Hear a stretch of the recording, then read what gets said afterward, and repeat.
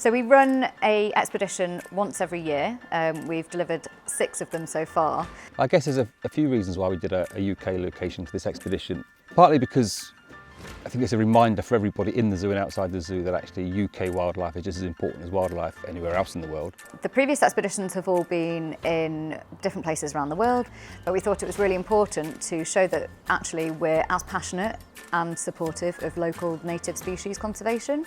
For me, it's even more important that we get the staff involved in this country, because this is where we all live and this is what we can do in our daily lives. These last 2 weeks in Wales has really showcased the fact that you can go to a coastal area like Aberystwyth or Newquay, which are really accessible. You can see dolphins and porpoise off the coast there. There's a big focus on the conservation work we do around the globe, which is really important and significant. And what many people don't know is that within the UK and Europe team, we actually have some really great UK projects as well. The expedition has been 2 weeks long. The first week we were really focusing on supporting the work of the wildlife trusts, specifically on their Living Seas project. The second week of the expedition we have been involved with supporting the Summit to Sea project. It's run by a number of different partners that we've worked with in the past, so it's a collaboration of all these different partners. So we've been trying to support them in any way that we can. So we have been doing some shore search, which has involved identifying a lot of species that we find along the coast. So we've done 54 quadrats over the first week. That was one of the important factors of the trip, really, is to come here and to try and generate useful data that could be used going forward for conservation purposes. We need to establish a baseline of what animals are present in certain places. This information feeds into their IUCN status, and all of the action plans for that area can then be more accurate based on the animals that live there.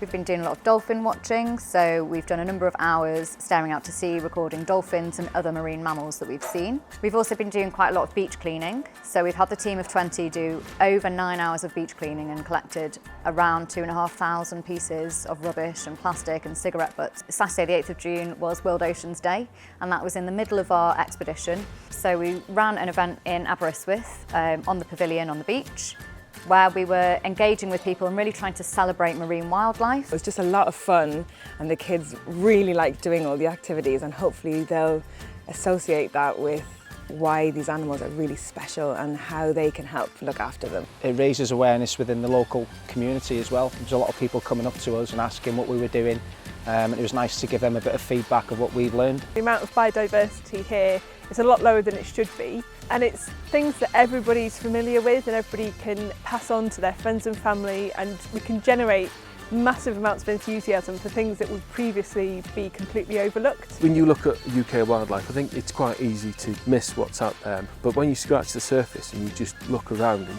you can see all sorts. Just to spend a bit of time sat on a rock in an environment like this, watching the bumblebees, watching the butterflies fly past, maybe going and smelling some of the flowers. You know, I just think that why would you not love that?